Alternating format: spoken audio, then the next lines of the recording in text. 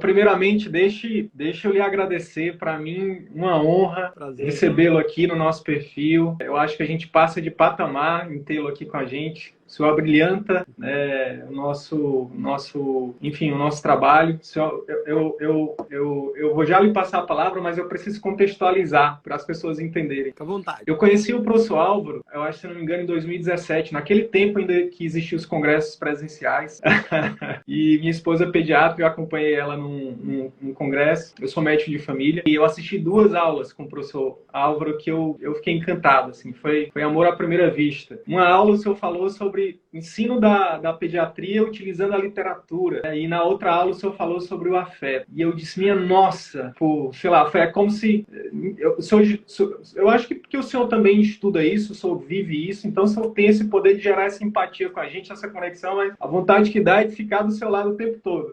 Aí eu disse, meu Deus, eu tenho que me aproximar dessa pessoa. Então, assim, professor, para mim, pessoalmente, que hoje vivo isso, né, respiro, né, tenho como missão de vida ajudar outros médicos a exercer a profissão com mais humanidade, recebê-lo aqui é uma grande honra. Eu quero lhe agradecer por isso. Prazer, muito obrigado. E aí, dito tudo isso, fique à vontade para se apresentar, caso alguém ainda não lhe conheça. Bom, meu nome é Álvaro, né? Eu sou Álvaro Madeiro Leite. Eu sou formado na Federal de Alagoas em 82 e de lá eu vim aqui para Fortaleza.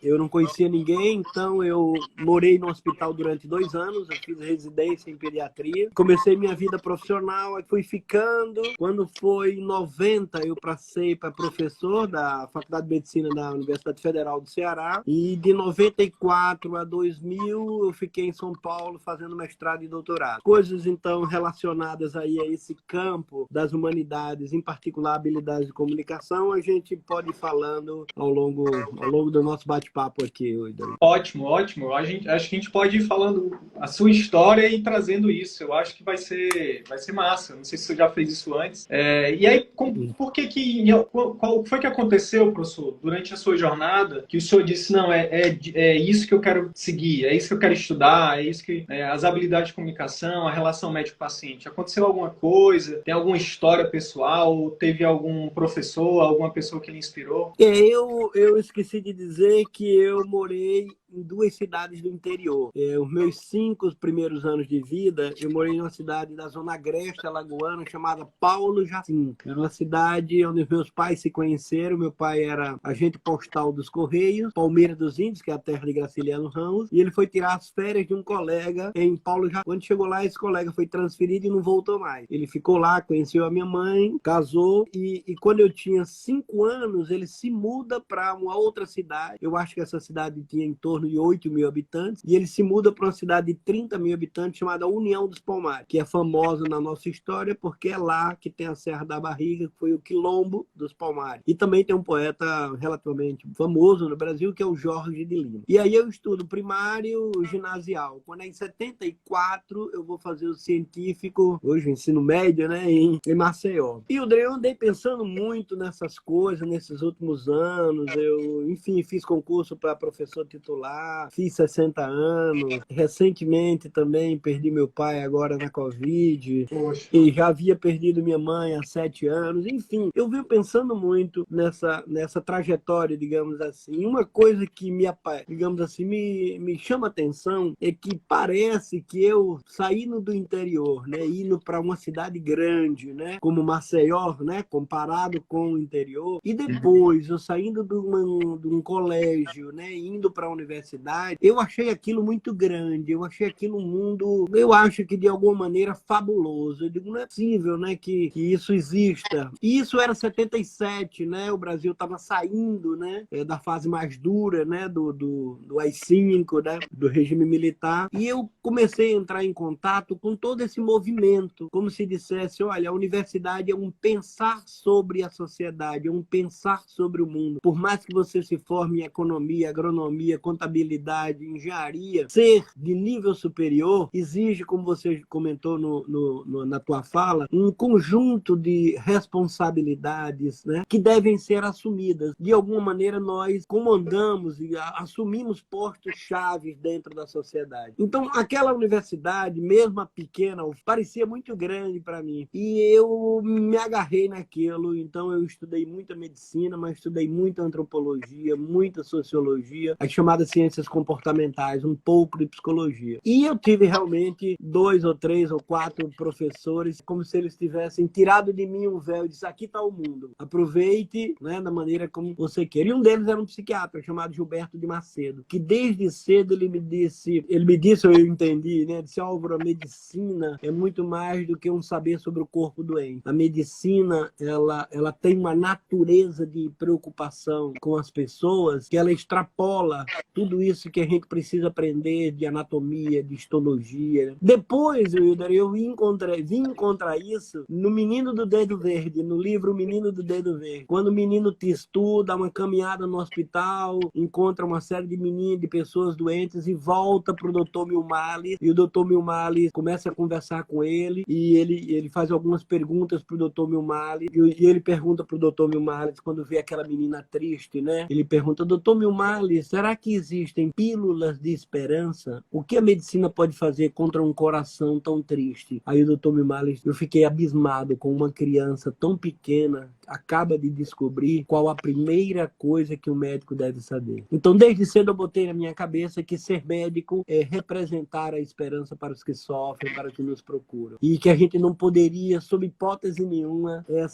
esse contrato de esperança. As pessoas nos procuram porque creem que estão encontrando ali alguém que sabe o que elas não sabem e alguém que lhes devolve o chão, né, que está, dependendo da doença, desaparecendo. Então, depois eu vim encontrar isso no Menino do Dedo Verde. E por aí vai.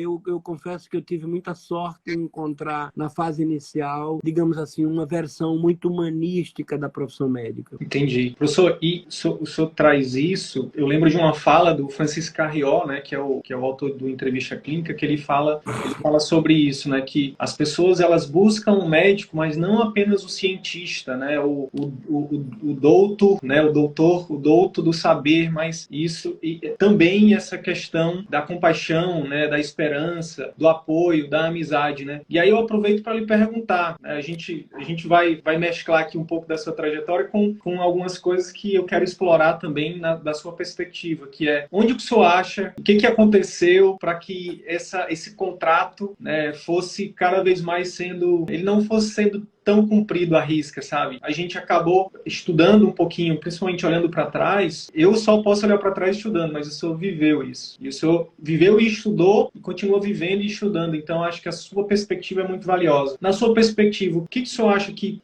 tem feito com que a gente se afaste desse contrato e que a gente acabe se afastando? E esse afeto, que é o tema central da nossa conversa hoje, ele tenha se, pelo menos, enfraquecido em certa medida entre médicos e pacientes. Talvez o Nobel, né? Essa é uma questão muito complexa, né? Por que nós humanos, ainda ontem estava conversando com a minha secretária, por que nós humanos somos capazes de fazer coisas deploráveis, né? Então, por exemplo, alguém que acredita que está entregando seu pai em boas mãos pode descobrir mais tarde que é difícil dizer se isso é uma minoria ou uma maioria, né? Essas que aparecem nos jornais, etc, etc. Mas a gente vivendo, a gente sabe que há um paradoxo, uma dissonância entre tem um editorial, inclusive, do BMJ, né, do British Journal de 2002, eu acho, que ele é sobre por que os médicos estão infelizes. E ele começa falando, veja, isso não é medicina brasileira, nem norte nem nordeste, é medicina inglesa, né, de Reino Unido. E ele começa dizendo, estamos nesse começo de século, né, 2002, na época, vivendo um grande paradoxo. Nunca tivemos tanto triunfo do ponto de vista científico, né? Só lembrar que a penicilina é dos anos 30, primeira cirurgia do começo do século, que tudo que a gente tem não tem nem 150 anos de ciência, né? Tanto de medicamentos, de transplante, de salvar bebês de 1 quilo, que foi uma parte do meu trabalho nesses anos todos. Mas, enfim, então há um paradoxo entre nunca tivemos tanto triunfo técnico e, por outro lado, nunca estivemos tão perdidos na cultura contemporânea. Um psicanalista pernambucano, mas radicado no Rio de Janeiro, muito famoso, um grande intelectual, Jurandir Freire Costa, num dos textos ele diz, vivemos tempos de desinvestimento cultural na ideia do... Então, quer dizer, uma parte da medicina sofre da crise da cultura contemporânea, uma visão muito pessoal, de um sucesso muito pessoal, sem compreender que o sucesso dele tem a ver com a qualidade do que ele oferece, né? do que ele oferece para quem ele procura. Para finalizar aí esse primeiro pensamento, eu diria que as escolas também se perderam na capacidade de conjugar ensino técnico-científico com ensino ético-relacional. Aliás, isso está dramaticamente publicado num livro bioeticista chamado Sérgio Rego. O título é Saindo da Adolescência. Tem um primeiro título que eu esqueci, mas acho que é Medicina e Ética. Saindo da adolescência com a vida dos outros nas mãos. E aí ele vai mostrar, ele faz uma pesquisa com mais de 40 escolas médicas, quantas escolas médicas desprezavam à época, né?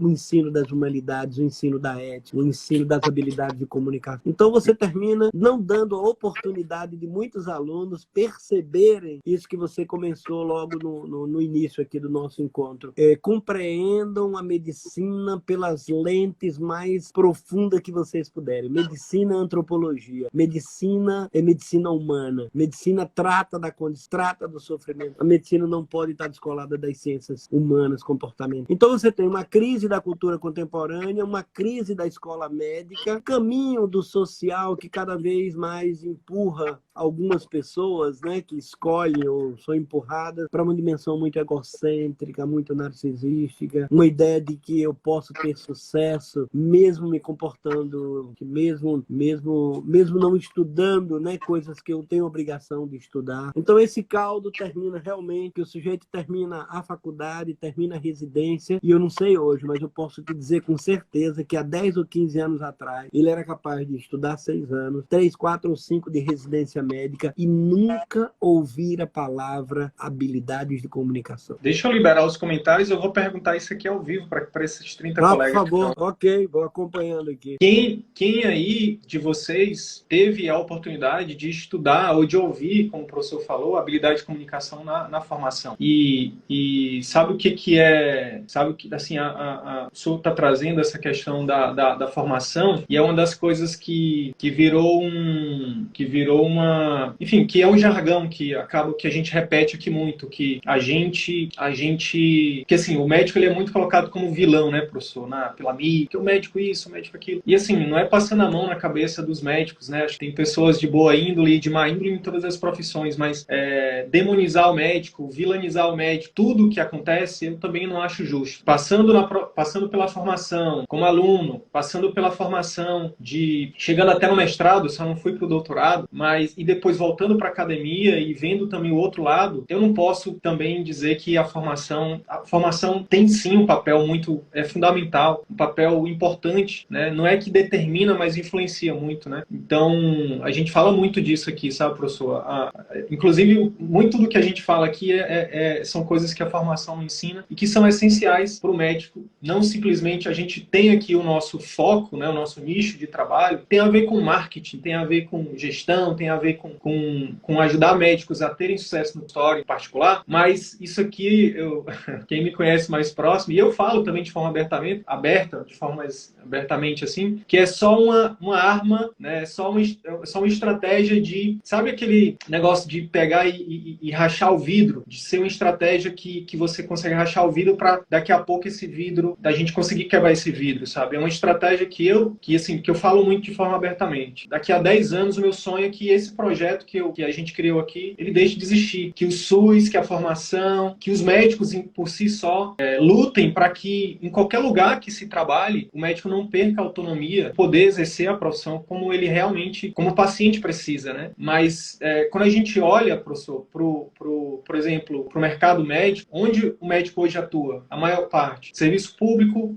e no serviço privado, planos, em grandes hospitais. O que eu passei, que eu vejo que muitos alunos passam, muitos colegas passam, é exatamente cada vez mais essa autonomia, ela diminui. Muitas vezes a gente sabe o que fazer, sabe como fazer, mas a gente fica de mãos atadas, né? Então, eu acho que junta a formação que não nos prepara e o mercado que não valoriza isso. Isso é extremamente perigoso. E aí fica muito dependendo, né, professor, da boa índole só. Fica dependendo só do caráter forte, né? E às vezes o médico, como um ser humano que falha, sucumbe às tentações, né? Não, Não, só uma vezinha aqui. Não tem material para entubar, mas é só hoje. Ah, não tem um leito, mas é só hoje. Ah, não tem isso, mas... E a gente vai aceitando, né? Um dos focos, o grande foco do nosso trabalho aqui é exatamente isso. E cada vez mais fica claro, sabe, professor? Seja em qualquer lugar que o médico atue. Quando ele cobre, quando ele foca 100% do esforço dele e tornar o médico melhor, focando em oferecer resultados e um relacionamento melhor com o paciente, a gente vê que existe uma saída nesse fim de túnel aí. A gente, muito mais do que estereotipar lugares, o médico só vai ser feliz se for no particular, ou se for no SUS, ou se for no plano, ou se for no hospital, ONA 3, um grande hospital, né? A gente defende que não, a gente defende que o médico ele pode ser feliz em qualquer lugar, mas para isso, né, ele precisa lutar por essa autonomia, né, que nunca a gente deveria se afastar, né, daquele contrato. Aquele contrato de esperança tem que haver um contrato também de não abrir um centímetro, né, da autonomia do médico, da liberdade do médico, para ter tempo com o paciente, para poder, né, ouvir o paciente, para poder explicar para o paciente, para poder criar realmente esse vínculo, né? Só para o senhor também entender um pouco do contexto, né? Porque muita gente chega e vê os nossos slogans, né? Ajudamos médicos a ver atendimento particular. Mas, na verdade, como eu falei, basicamente é uma estratégia que a gente tem. Mas o meu sonho pessoal, né, é que isso seja propagado em todos os locais, porque eu acho que, independente de onde seja, o médico ele tem que, sim, né, exercer a medicina com excelência e não deve abrir mão disso. Os colegas comentaram bastante aqui, ó. Eu tive. Pode ler aí, eu tô acompanhando aqui alguns colegas aí, algumas pessoas. Não tive essa oportunidade. Pouca coisa, mas dependente de alguns professores isolados, que é algo curricular sistemático. O Marcelo... Estou curioso aqui, como estou vendo aqui a Dione, uma colega pediatra, como é que eles acessaram que hoje ia ter essa live contigo aí? Não sei. Mas deixa eu completar uma ideia que você lançou. A crise da medicina, ou a crise da prática, de alguma maneira, ou consome livros da literatura inglesa, espanhola, você citou aí o Carrió, né? Eu tenho vários livros da medicina de Buenos Aires, do Chile, claro, Estados Unidos, Inglaterra, etc. Acompanha esse relato de que os médicos estão crescentemente insatisfeitos e se sentem frustrados com a perda de autonomia. Chamando a atenção, inclusive, que há necessidade de se refazer o pacto entre os médicos e a vida social.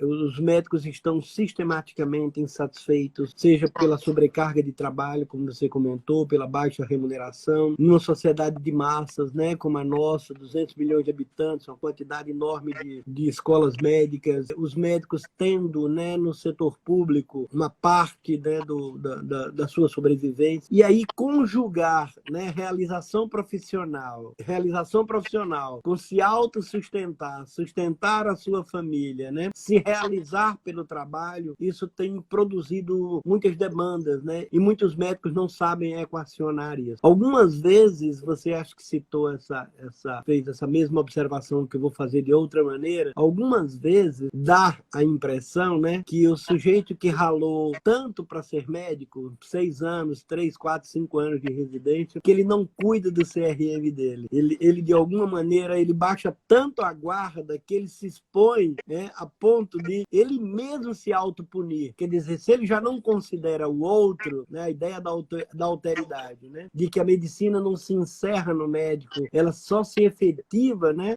quando esse médico encontra o seu paciente e cumpre a sua função de médico, o que a sociedade espera de um médico, e parece que algumas pessoas esquecem até do próprio sacrifício que foi ser médico. Sacrifício que eu digo melhor dizendo, o esforço que foi para ser médico. Às vezes, por exemplo, vou dar um exemplo, eu tenho aula no 8º semestre com os alunos, uma disciplina de habilidades de comunicação, e às vezes os alunos estão cansados, estão chateados da escola, estão loucos para ir para o internato, né? E eu pergunto, quem gostaria de estar no internato? Ou, eventualmente, quem gostaria de estar na rede? Enfim, metade ou mais da metade levanta a mão. Enfim, o meu objetivo aí é tematizar um uma questão da cultura contemporânea que está muito confusa, que é o saber esperar. Ninguém pode ser médico com 4 anos. Ninguém pode ser médico pulando do 4º ano para a residência. Eles sabem disso, mas é porque nós estamos numa cultura da velocidade. Numa cultura em que esse atributo, né, do pensamento complexo, que é saber esperar. Da mesma maneira, já entrando aí especificamente no nosso debate médico, o saber esperar está ligado também ao saber falar. Quer dizer, eu não devo dizer tudo que vem à minha mente, eu devo ponderar. Né? Aliás, as habilidades de comunicação têm a ver com as chamadas funções executivas. Né? Primeiro eu preciso pensar para depois falar. Por quê? Porque palavras agradam, palavras nos deixam felizes, mas palavras também induzem desesperos, machucam, etc.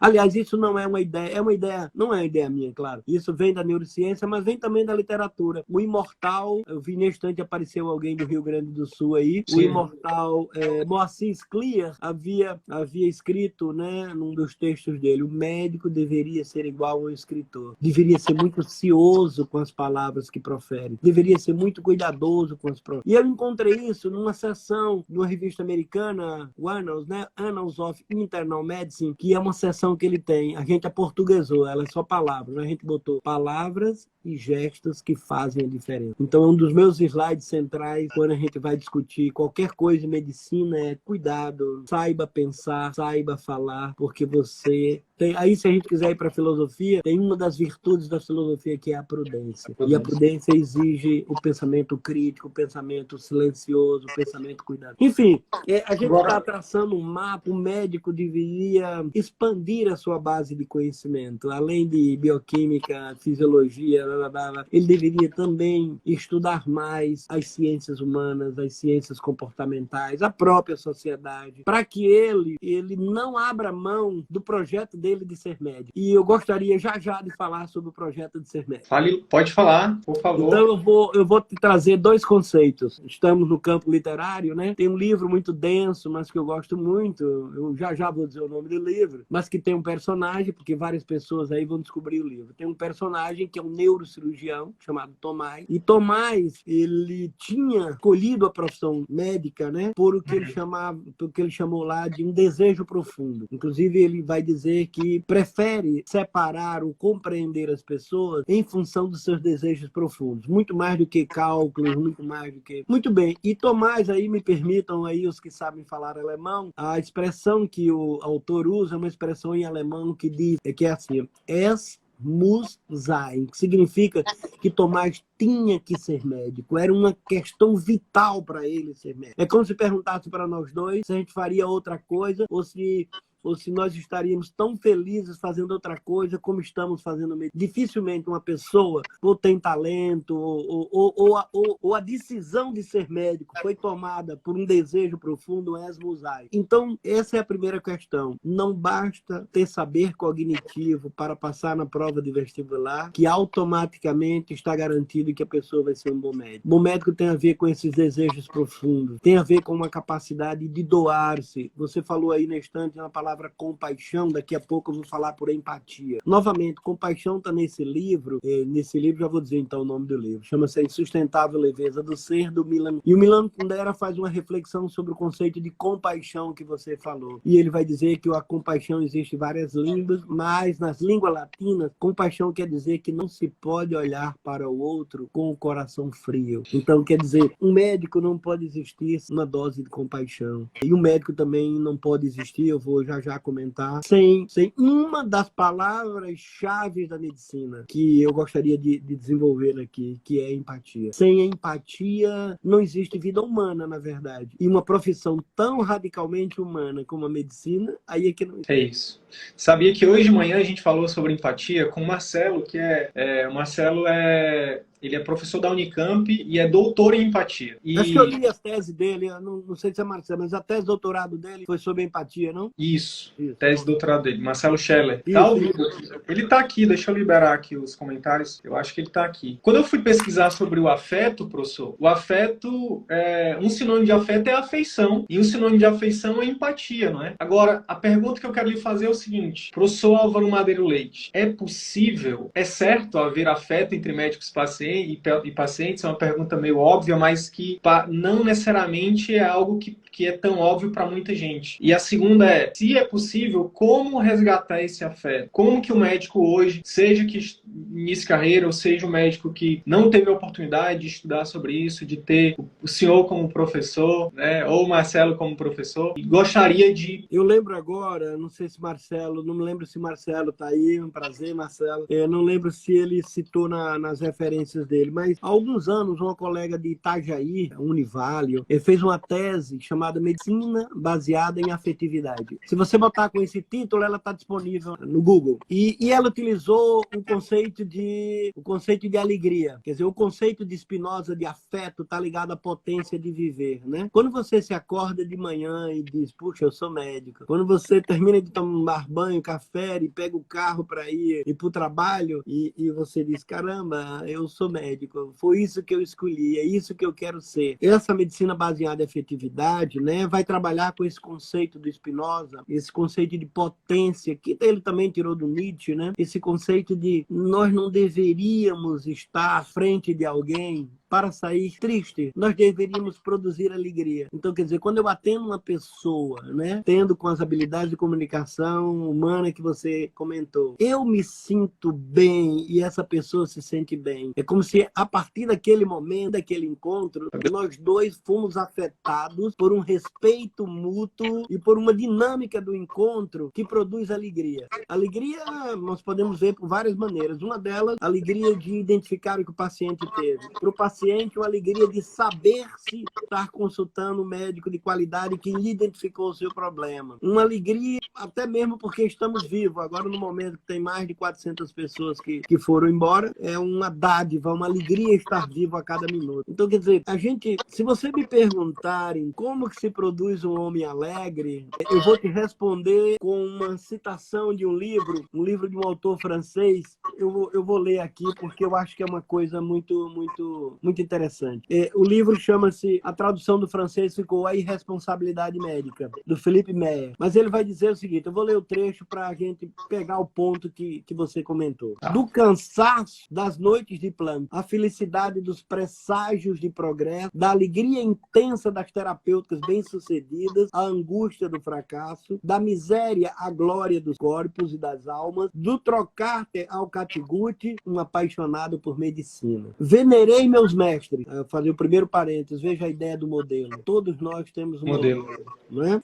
E agora vem a expressão dele que mais me... Quando ele diz, venerei meus mestres, em seguida ele diz, lamentei minha vocação. Mesmo nos momentos de decepção, adorei a exaltação da ilusão de uma descoberta. Concluindo, que o leitor não imagine, pois, encontrar aqui neste livro ressentimento ou rancor, somente a percepção de um perigo. Aliás, você começou sua fala falando desse perigo. E a impressão de um mal-estar profissional dirigir ao meu pensamento. Fiquei preocupado com o silêncio dos médicos. Não quis compartilhar o que creio ser o erro comum de uma incapacidade de se questionar. Pois, do fundo do meu coração, diz ele, pelo para que a medicina permaneça a mais bela profissão do mundo. Honestamente, eu te confesso que eu não sei porquê, mas eu sou totalmente identificado com essa passagem, uma espécie de epígrafe do Philippe Meyer. Quer dizer, eu uma vez estava conversando com uma grande intelectual médica que fez um livro maravilhoso, acho que vários aqui conhecem, chama-se Humanização e Humanidades em Medicina, é uma tese de doutorado, livro docente, Isabel Rios.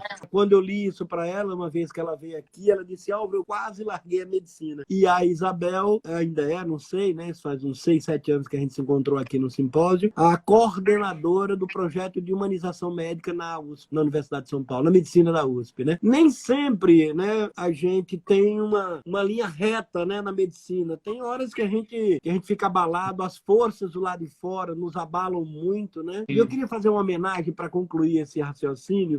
Infelizmente vai ser pouco encontrado. É uma tese de mestrado, uma dissertação de mestrado, mas com aspecto de tese, porque tem uma hipótese, um trabalho empírico e um tratamento analítico de uma colega que eu conheci como R1 em 1984, eu acho que foi como R2, no Congresso de Pediatria, em 83, no Congresso Brasileiro de Pediatria em Salvador. Chama-se, é uma pernambucana, radicada em São Paulo, foi chefe muito tempo do ambulatório geral da USP de Pediatria, é hoje professora associada lá no departamento, chama-se Ana Cecília Sucupira. Ela fez uma tese estudando as relações médicos-pacientes nas instituições brasileiras. Então, ela não estudou no genérico, nem estudou no abstrato. E ela viu aquilo que você falou, condicionamentos externos mudando o comportamento, a postura do médico. Se ele estava no SUS, ele tinha naquela época não tinha SUS, era na rede pública, ele tinha um comportamento. Naquela época nem existia convênios tais como, mas se ele estava numa medicina de convênio, ele tinha um posicionamento. Tantos pacientes, né? Porque na medicina pública, o paciente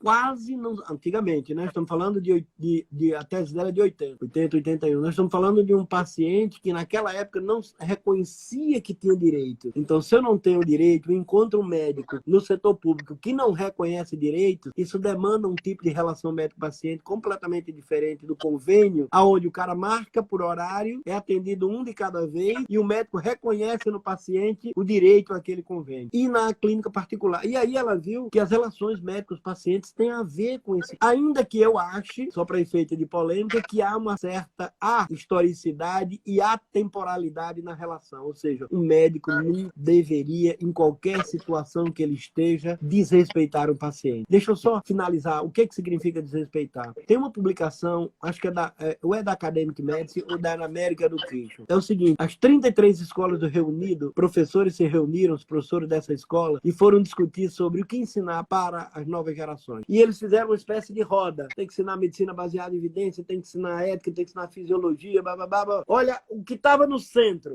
do ensino, respeito ao outro.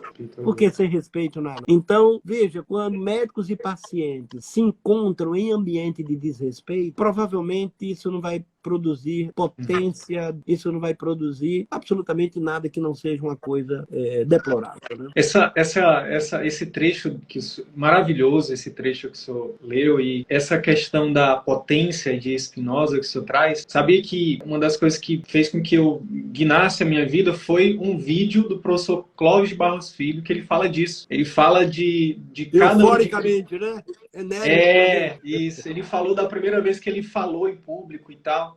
E aquilo me resgatou para descobrir que eu também gosto disso, né? Que eu sou professor, eu amo muito a medicina, eu amo muito a relação médico-paciente, eu quero dar essa contribuição, mas uma das colegas que está na live, que eu não vou lembrar agora, falou uma coisa que eu queria ressaltar, que é essa questão do autoconhecimento. Eu acho que com essa questão midiática da medicina, com essa questão de todo mundo...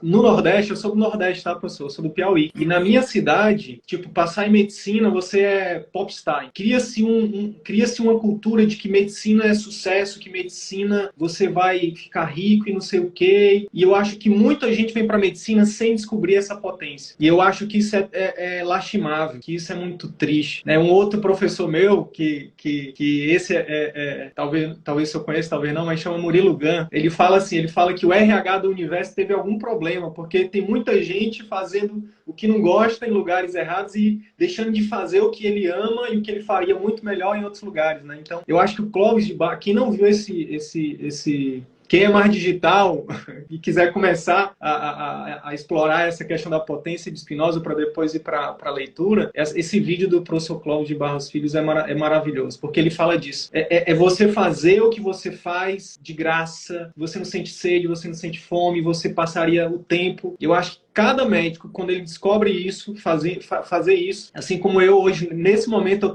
eu tô literalmente sentindo isso, fazendo isso, e por isso eu já estou sendo pago, por isso eu já estou sendo feliz, por isso minha vida faz sentido. Eu acho que é o que ele fala no livro, né? No vídeo e o que o livro traz também, o conceito, né? E eu acho que, como é que você vai desenvolver sua potência, professor, quando você tem uma lista de 30 pacientes para atender numa manhã? Como é que você vai desenvolver afeto? Como é que você vai se conectar com essas pessoas? E a gente se submeteu a isso, a gente aceita. É por isso que eu acho que tem que começar a revolução, tem que ser de dentro para fora. A revolução tem que começar dentro do médico, de resgatar esses valores que não deveriam ser negociáveis. O tempo do meu paciente, a consulta médica deveria ser, né, o encontro do paciente com o médico deveria ser sagrado, mas não é, infelizmente. E isso, sem tirando os estereótipos. Ah, porque no SUS é assim. Não, eu já trabalhei em hospitais privados muito lindos, muito caros, onde eu também eu tive cerceado minha liberdade, minha autonomia com o meu paciente. Então, isso é muito poderoso. Eu acho que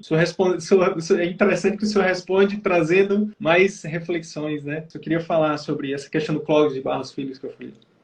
Não, na verdade, quando você falou de autoconhecimento, eu lembrei de um relatório da Unesco que um pensador francês organizou, chamado Jacques Delors, Educação Tesoura Descobriu. E lá ele vai falar dos pilares das aprendizagens, que vamos pensar aqui para a área médica. São 4 os pilares. Saber aprender, aprender o conhecimento, melhor dizendo, aprender a conhecer, essa paixão pelo conhecimento, né? Que a gente diz, o médico não acaba nunca está formado, nunca para de estudar, né? Ele tem que ter essa curiosidade intelectual, ele tem que se atualizar. Então, a primeira grande paixão, né, é uma paixão pelo conhecimento. Depois, o médico, obviamente, tem que fazer uma anamnese, uma punção lombar, uma cirurgia, um parto. Então, ele tem que ter domínio técnico, né, do que ele faz. Aí, as outras duas aprendizagens são as mais complexas. E a escola, como um todo, universitária, as escolas médicas, tem demonstrado pouca capacidade de ensinar esses alunos. Qual é? A primeira é aprender a conviver. Aprender a conviver, nós trabalhamos em equipe médica, equipe não médica, uma equipe multiprofissional, outros saberes, respeito dentro da equipe, hombridade para comandar, hombridade para ser comandado, tudo isso é ser aprendido. A vida é social, né? Ninguém vive sozinho, nós somos seres sociais desde o nascimento. Se não encontrarmos quem cuide da gente, a gente não sobrevive. E a quarta dimensão é essa que você falou, é aprender a ser. É o processo de autoconhecimento, que é também uma coisa pouco estudada. Inclusive a imagem que eu encontrei na internet para usar é de uma escada, que a vida inteira você vai dando um passo, né? Você vai controlando os seus desejos, você vai se autoconhecendo, né? Você vai amadurecendo. Então, quer dizer, aprender, portanto, conhecer, fazer, conviver e ser. Como que essas coisas podem ser ensinadas? Uma delas é o que a gente vem se dedicando nesses últimos, é utilizando esse conceito mais geral das humanidades, né? E usando o cinema, usando a literatura, usando, enfim, né? A poesia, as artes plásticas, etc. Ou seja, outros campos de conhecimento, né? Que podem fazer com que nós, professores, sejamos capazes de ensinar essas outras dimensões da aprendizagem que vão conformando um médico mais completo, um médico que pensa nele, na maturidade dele, pensa que para ele estar conectado com outro paciente, como você falou, ele tem que estar bem com ele mesmo, ele tem que saber o que ele está fazendo, ele tem que saber dos limites. Ainda ontem estava vendo um autor muito inquietante, porque sobreviveu ao Holocausto nazista e mudou. O que a gente faz quando a gente está numa situação que a gente não pode mudar? Tanto o Viktor Frankl. Tanto o Viktor Frankl como o Primo Levi, né, que passaram por essa experiência. Então, quando eu estou diante de uma situação que eu não posso mudar, quem tem que mudar sou eu. Eu tenho que mudar por dentro. Porque se você está na fila do nazismo, né, na fila do Holocausto, as pessoas que sobreviveram foram as pessoas que não abriram mão da sua vida interna, da sua imaginação. Tem um monte de relatos em relação a essa resistência em cenários os mais sombrios possíveis, né? E esse cenário, de algum modo, como você comentou, hoje a gente pode dizer que alguns médicos trabalham em cenários tão sombrios quanto aonde a autonomia e a possibilidade dele de liberdade está muito tolhida. E, no entanto, ele tem que afirmar essa liberdade, porque ele não pode ceder. Isso talvez seja extra-humano, mas ele tem que pensar que ele não pode ser destruído por aquele contexto. Ele tem que pensar que ele não pode destruir a vocação dele por aquele contexto. Ele tem que pensar que ele não pode romper o pacto que ele tem com o paciente de representar para ele uma esperança. Então, quer dizer, mesmo em cenários muito difíceis, obviamente eu estou esticando, né, pro argumento, o médico deveria procurar ter essa resistência. Mas todos nós estamos acompanhando que isso, em algumas circunstâncias, é extra-humano e os médicos estão sofrendo. E uma das profissões liberais entre aspas, né, que mais tem adoecido do burnout. Sim, são muitos alunos, relatos de alunos, professor, de médicos, já com 20 anos de carreira, 15 anos, falando assim, e até com poucos anos, 5 anos, que nos relatam isso. E eu passei por isso também, né? Que é essa questão de você, como o Viktor Frankl, o livro, né, do Viktor Frankl é que ele fala do em busca de sentido, né? E que os médicos estão perdendo esse sentido, porque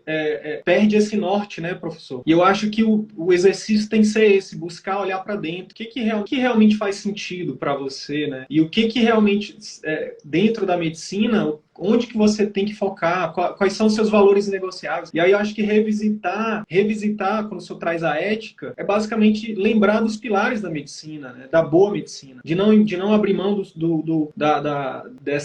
desse pacto, né, com o paciente, dessa relação com o paciente, desse vínculo com o paciente. Agora, a pergunta difícil que eu quero lhe fazer é o seguinte, professor. Imagine que esses colegas façam esse exercício de autoconhecimento. Eles descobrem que eles estão em uma situação delicada, como eu imagino que, por exemplo, colegas que podem estar até vendo essa live nesse momento, que estão na linha de frente do Covid, né?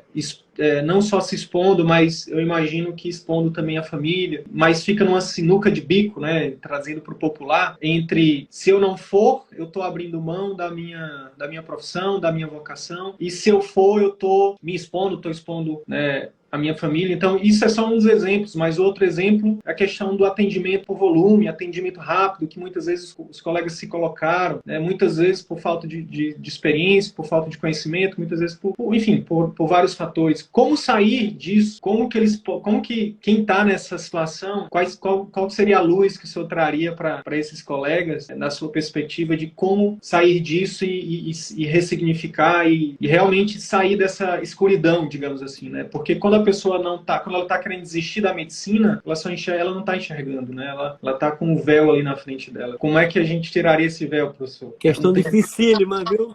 Você podia fazer um favor para mim? Podia ativar os comentários para ver se eu me inspiro em algum comentário aí? Tá bom, tá bom. Olha, o que está me vindo aqui são duas, como é que eu diria? Dois exemplos. Talvez eu comece pelo melhor ou pelo pior. Agora eu estou pensando aqui. Deixa eu começar pelo melhor. Eu vi essa semana Muhammad Ali, né? Quando o Muhammad Ali perdeu o título dele de campeão, né? Quando ele disse, saí da minha casa para matar outras pessoas na guerra do Vietnã, eu não vou. E quando ele se negou a ir à guerra, ou seja, se negou sair de casa para matar outros, a lei ou a norma, a sociedade americana, puniu ele e ele perdeu o título dele de campeão mundial de boxe, etc, etc. Mas ele não abriu mão, ele disse...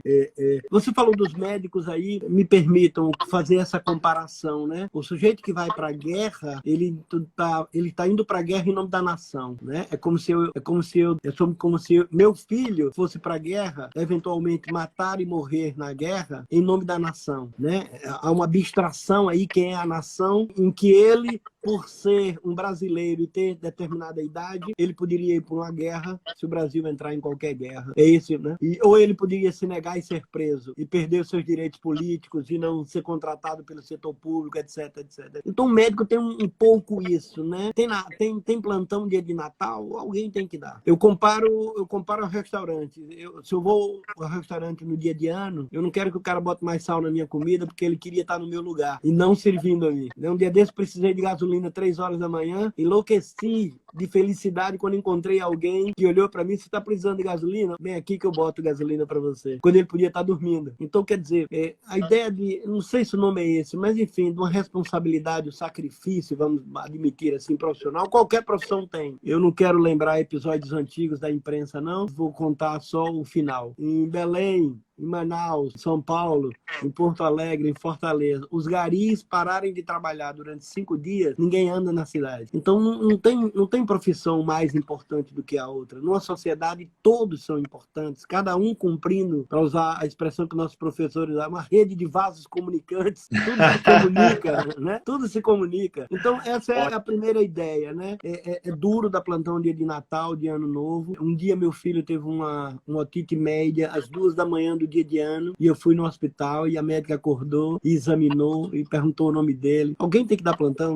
2 horas da manhã do dia de ano? Ela podia ter demorado 2 horas? Não podia, para me atender. Ela podia ter botado o otoscópio? Não podia. Por quê? Porque ela estudou para isso. O que alguém espera. Quem tem menos culpa, entre aspas, se a gente puder usar essa expressão, do fato de ela estar de plantão 2 horas da manhã de um dia de ano, é o paciente. Sim. A outra, eu vou voltar para uma dimensão histórica que também está no livro Insustentável Leveza do Ser. Tomás, que havia sido médico, por um S no ZAI, porque tinha de ser, Tomás tem um conflito. Ele escreve um artigo, porque o pano de fundo é a invasão da Tchecoslováquia pela União Soviética. Então isso é 1968, onde se passa esse caso amoroso lá de dois casais e o pano de fundo. Muito bem, Tomás era um médico muito respeitado em Praga. E Tomás escreve um artigo fazendo um comentário com os comunistas soviéticos, dizendo que os comunistas disseram, os comunistas locais, né, da Tchecoslováquia, disseram que não sabiam que a União Soviética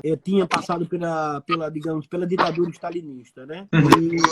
E aí ele faz a metáfora da Jocasta, né? O Édipo, quando soube que a Jocasta era sua mãe, furou os olhos, ao invés de dizer, né, eu não sabia, era minha mãe. E aí os comunistas, quando a União Soviética sufoca, né, o movimento libertário que estava tendo lá, alguém descobre esse texto dele numa revista do CRM e vai em cima dele pedindo que os comunistas queriam que ele se retratasse, que tinha dito que eles deveriam furar os olhos, né, porque disseram que não sabiam que existia uma ditadura na União Soviética. E aí foram em cima dele para ele se retratar. E ele disse que não se retratava. Aí eles começaram a apertar cada vez mais.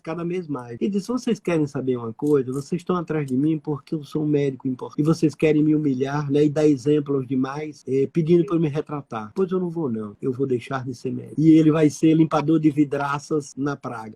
Então, o que eu estou querendo dizer, para além dessas questões, obviamente, é que o Gastão chamava de coeficiente de resistência, né? O coeficiente de resistência, ele tem uma dimensão individual. O limite, né, de que cada pessoa tolera passar por cima de seus princípios em nome de A, B ou C, que qualquer ato humano tem que ser analisado de acordo com as contingências, porque nós vivemos, né, contingencialmente, não existe essa abstração, né, de ser médico. Médico aonde? Em que sistema de saúde? Em que hospital? Em que condição? Então, tudo isso tem que ser levado em consideração. Mas nós deveríamos lutar por esse núcleo que você comentou. Há um núcleo, me parece que essa talvez fosse uma questão, é uma questão que a medicina brasileira, para meu gosto, agarra pouco, né? Há um núcleo, né, da natureza da profissão médica que nós não abrimos mão. É a natureza do encontro, é o respeito a esse encontro, é a criação de estruturas assistenciais que respeitem esse encontro, que valorizem esse encontro, sob pena da gente burnout, da gente ir queimando a nossa dignidade. Professor, estão falando aqui que o senhor é uma enciclopédia ambulante, olha. Estou vendo uma grande amiga aqui, Zenilson, eu sou leitor dela, é uma psicóloga de uma formação humanística maravilhosa, Zenilson Bruno, queria mandar um beijo para ela aí. E todos os que estão fazendo elogios, eu agradeço muito. Professor, e aí, assim, eu queria, não quero perder a oportunidade, né, eu acabei nas minhas interrupções, impedindo o senhor de falar um pouco sobre empatia, né? A gente começou a falar disso, eu acho que a gente acabou, porque realmente eu acho que é realmente muita coisa, e o senhor, como um bom professor, como um ótimo professor, como um professor maravilhoso, gosta de falar, e a gente acaba... Eu queria, então, que o senhor falasse um pouquinho sobre a empatia e como resgatar isso, né? Como resgatar isso mesmo nesses tempos de escuridão, mesmo nesses tempos de dificuldade. E aí, se o senhor já puder trazer alguma dica prática, se é que é possível, né? Mas eu falei com o Marcelo mais cedo, eu disse, rapaz, o desafio do comunicador em massa, assim, né, que é o que a gente está fazendo, é exatamente pegar uma coisa extremamente complexa como empatia e dizer, olha, a dica prática é essa. É muito difícil, mas eu acho que a gente tem que fazer esse esforço. Então, quero lhe colocar também esse desafio aí, para o senhor falar um pouquinho sobre a empatia e trazer algumas coisas que possam... Antes que eu pergunte quantos minutos temos ainda, eu queria dizer que... O tempo que o senhor precisar. Não, porque eu pensei que tem um tempo aí no Instagram. Não tem, não. Não, né? Mas eu vou pedir desculpa aqui um monte de gente, mas queria dizer que essa sua live, ela trouxe uma felicidade enorme por vários poros. Era um deles que eu estou vendo aqui, grandes amigos, né, que fazia tempo que eu não via. E clientes também, né? Estou vendo aqui a Luciana, acabo de ver a Adília Vieira Bruno, uma grande amiga, um grande amigo meu de turma que mora aqui no Ceará, em Aracati, na praia de Aracati, Jorge está aqui, e outros que, às vezes, pela abreviatura, eu não consigo. Eu já vi que tem aí, eu vi uma filha minha, um irmão meu, etc. Então, um prazer enorme que você me dê a oportunidade de rever grandes amigos aí, etc. Mas sobre a empatia, eu queria te responder de duas maneiras. As pessoas me perguntam, me perdoem, mas eu hoje estou muito imagético, estou cheio de imagens. Então, eu vou dar duas imagens que eu acho que você vai gostar. Uma delas, infelizmente, não está para projetar aqui, mas quem está com o celular na mão pode entrar e botar Os Primeiros Passos, Van Gogh. É uma pintura do Van Gogh, você vai entrar nela aí. É uma figura do Van Gogh. E aí, essa figura do Van Gogh, ela, Primeiros Passos, é como se é uma zona rural, né? Aparentemente lá naquelas pinturas do Van Gogh, né? No interior da França. Meu amigo também, Luiz Carlos, está aí, recém-operado, um grande amigo, conheci em 1985. Trabalhamos dando plantão sábado e domingo na maternidade escola, com bebês de 800 gramas, 700 gramas. Ele gosta que eu diga, e é verdade, aprendi muito a cuidar de prematuro com ele, que trabalhava na base aérea, recém-chegado do Rio de Janeiro. Muito obrigado, Luiz Carlos, quero fazer essa homenagem aqui. Mas voltando, então essa tela, essa pintura, uma mãe segurando uma criança de aproximadamente 1 ano, colocando essa criança para dar os primeiros passos. E um pai, a uma certa distância, dando a impressão de que parou de trabalhar, colocou seu instrumento, né, de trabalho ao lado e se prepara para receber essa criança, como se dissesse, nesse momento, você é a pessoa mais importante da nossa família. Nós estamos aqui para celebrar os seus primeiros passos. Então, eu começo aí a empatia. A primeira pergunta, quando eu posto esse slide, a primeira pergunta é: por que que o pai parou de trabalhar? Por que o pai se comportou dessa maneira? Então, aí, a gente pode... Eu vou utilizar aqui uma classificação do Daniel Goleman de empatia. Ele vai dizer, porque o pai foi capaz de entender o momento da criança. O pai foi capaz. Então, a primeira dimensão chama de empatia cognitiva, né? No campo do intelecto. Eu sou capaz de compreender o que o outro está precisando. Então, nesse momento, ele julgou que essa criança precisava, ele compreendeu que ela precisava ser celebrada, que aquele movimento de alegria dela tinha que ser compartilhado na família. Muito bem, mas eu posso também ir para a segunda dimensão da empatia. A primeira dimensão cognitiva, eu posso ir para uma dimensão emocional. O pai sentiu a necessidade da criança, ele percebeu. Primeiro ele compreendeu, agora ele sentiu a necessidade da criança. Eu posso sentir o que um paciente precisa que eu diga. Eu posso sentir o que o paciente precisa que eu não diga. Muito bem. E a terceira, que é chamada de interesse empático, ele diz respeito aí à percepção. Quer dizer, o que é que o outro, o que é que você, né, o que é que esse pai aí percebeu que essa criança quer dele. Então, veja, tem uma dimensão da cognição, da compreensão, uma dimensão do sentimento e uma dimensão de uma percepção. Quer dizer, eu olho para você e empaticamente eu percebo o que você necessita. Mas eu quero concluir com outra imagem, e quem tiver aí pode botar também na net, você vai gostar muito. Um deficiente visual, uma pessoa cega, ela está na porta de sei lá, vamos dizer, um museu pedindo esmola, e ela está com um cartazinho ao lado dela. Aqui e acolá passa uma pessoa, joga uma moeda. Daqui a pouco passa outra e joga uma moeda. E assim vai, até uma hora que vem uma senhora muito bonita, com um sapato alto, né, que faz barulho no calçamento, no asfalto, e ela passa, volta, para e pega o papel, tem a mensagem lá, vira o papel, escreve uma outra mensagem e vai embora. Qual não é a surpresa que começa a chover moeda? Todo mundo jogando moeda, todo mundo jogando moeda, todo mundo jogando moeda. E aí, no outro dia, enfim, né, no tempo do vídeo, as pessoas jogando moeda, e uma bela momento, essa mesma mulher volta, eu acho que é no mesmo dia porque ela tá com a mesma roupa, agora tô lembrado, não que ela, né? Aí ela volta e se posta diante dele, e ele pega nos pés dela. Eu esqueci de dizer que, como ele não enxerga, ele também pegou nos pés, né, na primeira vez, e identifica que é aquela mulher, e ele pergunta para ela: o que foi que você escreveu? Aí ela responde: eu escrevi o mesmo, só que com palavras diferentes. Aí aparece a mensagem. A primeira mensagem que estava escrita no cartaz do ceguinho era: eu sou cego, me ajude. E o que ela escreveu é: hoje está um dia lindo e eu não consigo vê-lo. E aí o vídeo é: mude suas palavras, mude seu mundo. Então, novamente, olha o poder das palavras, olha o poder da atitude. A pergunta que eu faço para os alunos é: por que a moça parou? Tanta gente passou ali na frente e não parou. Olha onde está a dimensão empática. Por que ela parou? O que ela compreendeu, o que ela sentiu e o que ela percebeu que aquela pessoa estava precisando. Então, ainda tem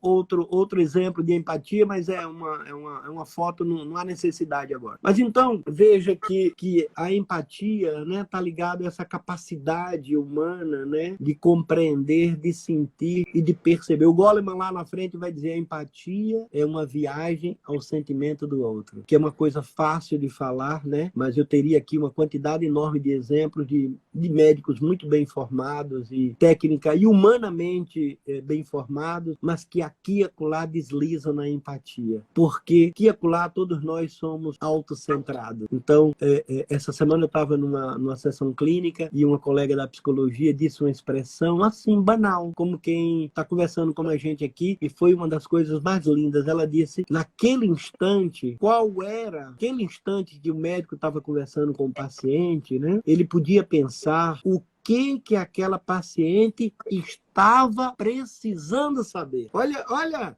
né? Uma coisa é eu saber o que é asma, uma coisa é eu saber o que é meningite, outra coisa é eu imaginar, olha a dimensão, né, da empatia, né? Eu sentir, eu perceber qual é a necessidade que aquele paciente pode estar tendo, porque senão eu fico só autocentrado. E a medicina é uma profissão que não pode ser centrada no médico. Aliás, me permita, você conhece, existe um movimento na medicina chamado medicina centrada no paciente. Aliás, tem um livro belíssimo da cultura canadense, né, chamado Medicina Centrada no Paciente, que foi traduzido no Brasil como Medicina Centrada na Pessoa. Exato. Na Moira Stewart. Não para se contrapor, mas para oferecer ao médico esses dois paradigmas, a medicina centrada no médico. Qual é a medicina centrada no médico? Todos esses livros que estão aqui na minha sala de medicina. Não tem doente, só tem doença. E contrariamente à medicina centrada no paciente, que é quem sofre, que é quem sabe o que pode mudar na vida, que é que tem desejo, que tem valor. Então, quanto mais a gente não permitir esse fosso entre a medicina que existe nos livros e a medicina que respeita a doença na perspectiva de quem a tem. Vou dar o último exemplo. Eu, quando estou dando aula de autismo, eu pego tudo que tem de autismo publicado nos nossos livros, nas nossas revistas, e pego os livros publicados por autistas. Como eles se veem, o que eles querem para eles, e comparo com o que nós queremos. É uma diferença enorme como nós classificamos os autistas e como eles se concebem. É aquela frase, né? A consulta é o encontro de dois especialistas. Então, existem as pessoas que estudam sobre autismo, sabem muito sobre as patologias, sobre a patologia, e existem os autistas, que são especialistas neles mesmos, né? E assim, cada paciente é especialista, né? Na própria vida, na própria saúde. Que massa, que massa. A live aqui não tem tempo, não. E eu também, quem vai definir o tempo é o senhor, porque por mim a gente... Então, eu quero deixar o senhor à vontade aí para... Estamos fechando em torno de 1 hora mesmo. A ideia hoje era eu acho que a gente já conseguiu falar, eu acho que o senhor trouxe muita coisa sobre isso, né? Sobre esse resgate. Eu acho que a gente pontuou sobre várias coisas. Eu queria, se o senhor pudesse, tem algumas frases tem algumas perguntas que elas têm o objetivo realmente de serem perguntas. Eu vou fugir um pouquinho do script aqui. Eu queria fazer uma pergunta seguinte. Ela tem o objetivo realmente de tentar buscar lá no seu âmago essa resposta, que é o seguinte: o que o senhor diria para o Álvaro, sabendo o que o senhor sabe hoje? Imagine que o senhor pudesse encontrar o Álvaro lá que terminou a residência e que começou a vida profissional lá na década de 80, não é isso? O que o senhor diria para ele hoje, depois sabendo tudo que o senhor já viveu e tudo que o senhor sabe em relação a... Eu sei que cada estudo que a gente vive nos traz para nos tornar o que a gente é. Mas pensando não só no senhor, mas pensando assim, imagina que esse Álvaro lá é o médico que está ouvindo essa live, é o médico que vai ouvir esse conteúdo depois aqui, né? Porque a gente pega esse conteúdo e a gente distribui, né, para milhares de médicos. O que o senhor diria para eles em relação para o Álvaro, né? E se tivesse outros colegas dele ali perto, o senhor diria para eles também em relação a isso, em relação ao que a gente conversou aqui hoje sobre o afeto entre médicos e pacientes, sobre empatia, sobre o centro do cuidado, sobre os valores inegociáveis, né, da relação médico-paciente. O Jorge está lembrando aqui da nossa pequenina Alfal. Já falei dela, Jorge. Wilder. Eu dou aula, uma das primeiras aulas para o S1, né? De vez em quando eles dão vários títulos, um deles é A Sedução de Ser Médico. Quer dizer, eu tenho que dizer para o sujeito que tem 17 anos, ou 18, ou 20, que ralou para passar no vestibular, que ele fez uma das conquistas mais importantes da vida dele. Ele acaba de ganhar o passaporte para daqui a 6 anos ser médico, né? Ao mesmo tempo, eu tenho que dizer que não serão 6 anos só de festa, só de glórias, porque a vida não é assim. Eu tenho que alertá-lo de que há múltiplos caminhos que ele pode seguir na faculdade. Talvez o primeiro que eu dissesse é o que disseram para mim lá em 77, quando eu passei em Maceió, é que esse mundo é muito grande. Ser universitário, não é? Ter conhecimentos universais exige disciplina para entrar nesse mundo que é muito grande. Não se satisfaçam só com a dimensão técnico-científica. Estudem ética e relacionamento. Estudem humanidade. Estudem a condição humana. Então, a primeira era uma disciplina intelectual, ou seja, não abram mão de conhecer o máximo que puderem da condição humana, porque aí vai entender que hora ela está em cima, hora ela está embaixo, hora ela cai, hora ela está fulminantemente tomada de alegria, hora ela se decepciona, hora ela está alegre, ela está triste. Tudo isso faz parte da vida, né? Que é a ideia de frustração. Não existe vida sem frustração. Voltando para o filósofo que eu não falei aqui, mas que eu gosto muito, Edgar Morin, ele tem uma expressão lá do mundo das incertezas, e não existe nenhum dispositivo na mente que previna o erro. O erro faz parte da vida. Então, quer dizer, você pode escolher uma coisa hoje e amanhã dizer errei, não era o que eu queria. Então, prepare-se para viver no mundo de incertezas. Uma das... Perguntaram ao Edgar Morin os mandamentos da vida dele, ele disse 14. Tem 2 ou 3 que eu gosto muito. Um deles é esse, esperar pelo início. O mundo é de incertezas. Quem foi capaz de dizer, de prever que a gente estaria aí há quase 18 meses, 1 ano e meio, o mundo inteiro passando por uma pandemia? O mundo é de incerteza. Então, primeiro, prepare-se para a incerteza, né? Mas eu tenho que dizer também, prepare-se para o encantamento. Ser médico, escolher ser médico é uma busca do conteúdo, é uma busca do encantamento. Ele, como diz um querido amigo meu que é coautor, né, na coordenação do livro, aquele livro que eu te falei, esqueci o nome do livro que eu coordenei. Você sabe me ouvir, doutor? Conversa para quem escolheu ser médico, né? O título do artigo dele, o meu é Medicina, : Desejo Profundo. Uma certa idealidade que a gente deveria escolher medicina porque tem um desejo e ele é profundo. Isso, como você disse desde o início, nos livra, faz com que a gente tenha uma maior capacidade de driblar, né, as intempéries que vem pela frente. E o livro dele é Medicina, os dilemas do contentamento. Porque, quer dizer, é uma profissão do campo do contente, do campo do encantamento, mas tem dilemas. Dilemas da vida real. Aliás, é sempre assim. A gente sempre gostaria, né? É uma expressão da psicanálise, né? O desejo humano é desejar aquilo que falta, né? Mas, para não ficar nisso, eu queria completar com uma frase do Santo Agostinho. A gente precisa continuar desejando aquilo que possui. Então, se você é estudante de medicina, se você é médico, esse desejo seu tem que ser permanente. Muito bem, então cuide de ser médico. Voltando, lembra?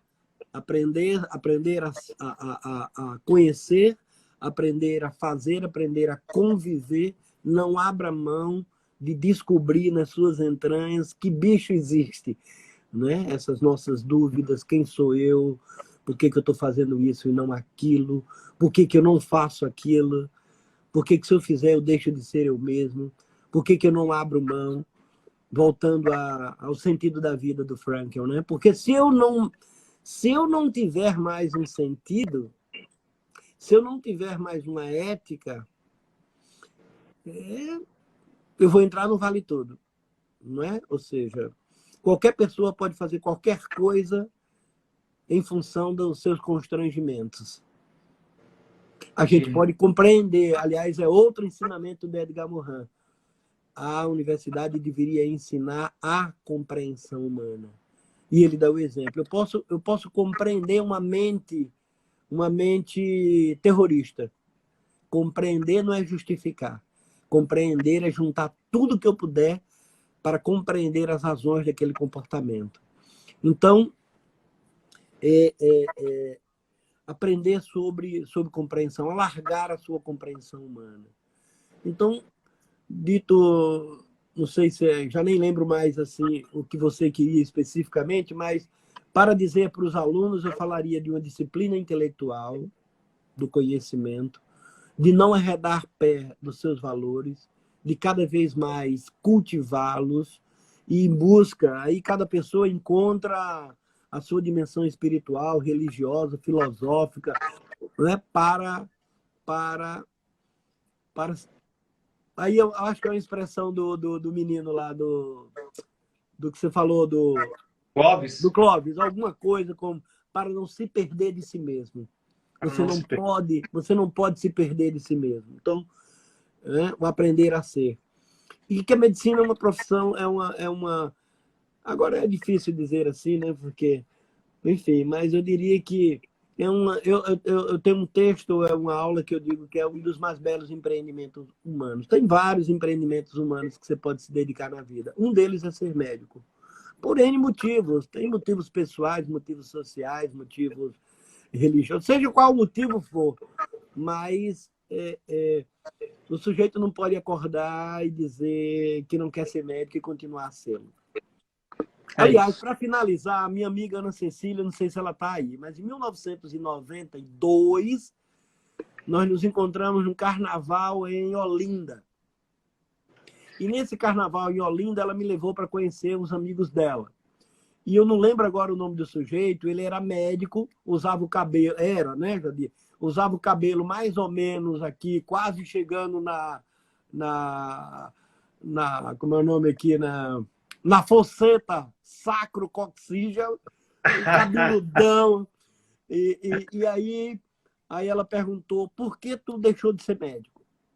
Né? E virou um artista aqui do carnaval. Ele disse, eu deixei de ser médico porque um dia eu estava de plantão e chegou um paciente e mandaram me chamar.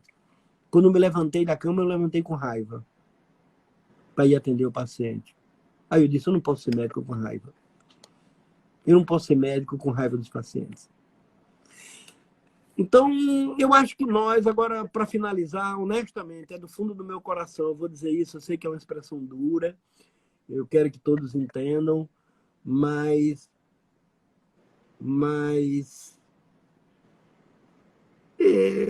não podemos perder a dignidade humana. Nós não podemos ser qualquer um. Nós somos humanos. Temos, sim, uma fração dentro da gente que faz coisa errada, que deseja o mal, mas ela tem que ser mínima e ela tem que ser permanentemente vigiada. Então a gente não pode, um sujeito não pode ser médico sem querer ser. Ele não pode, só porque estudou 6 anos, 8 anos, né? Ele vai prejudicar a si, vai prejudicar ao outro, vai prejudicar a imagem do que é um médico. Ninguém ganha quando o sujeito se levanta de manhã e quer continuar sendo médico sem ter perdido o encantamento. Tudo bem, isso tem uma idealidade, mas sem ideias e sem imaginação, agora me diga, sem paixão, o sujeito não chupa nem um chicabom. Professor, eu acho que tem uma... Obrigado.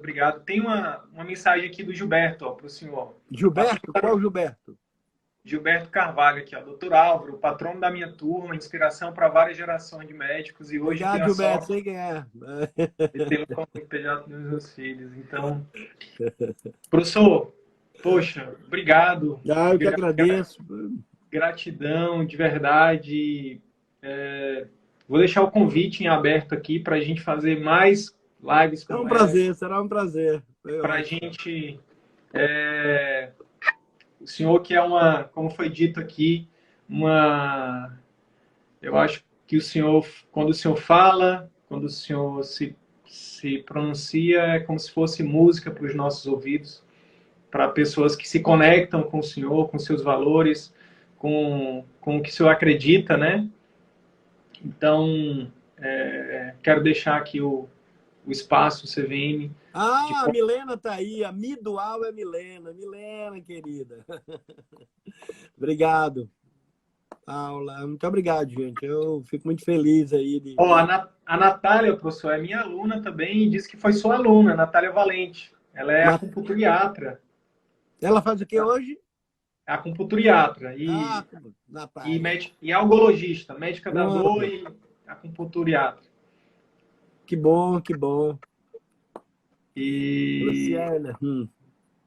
Gabriela, é minha filha, que faz pediatria, tá aí, viu? Essa daí, Gabriela Pires de Saleite. Um que beijo. massa. Parabéns, Gabriela. Parabéns pelo paizão aí.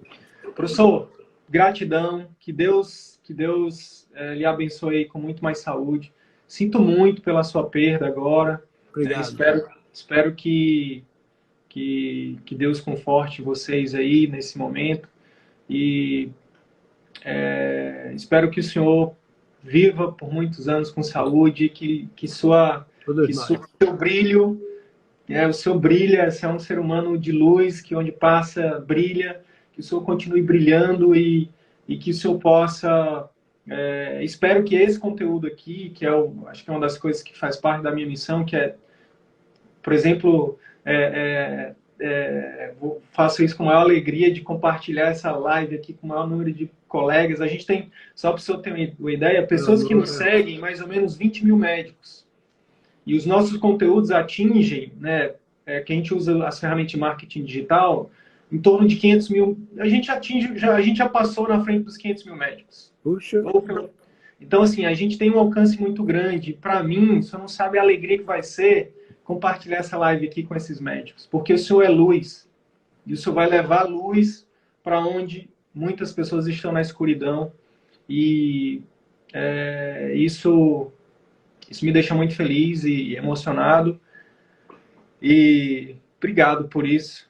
Eu que Fico agradeço. feliz também que para o senhor foi bom, né? Que o senhor gostou de ter revisto. Demais. Eu vi tantos amigos, muitos pacientes, clientes aí, mães. Estou vendo a Leonora aqui. É isso. Muito bom, muito bom. Se cuide, professor. Precisamos de mais pessoas como o senhor, né? Que sua filha siga seus passos, né? E que já segue. Que bom. Então é isso. Gratidão. Obrigado. Mais uma vez. Se o senhor precisar, pelo amor de Deus, conte comigo, conte com o CVM. Grande abraço. Muito bom. Muito obrigado. Abraço. Tchau, tchau. Tchau.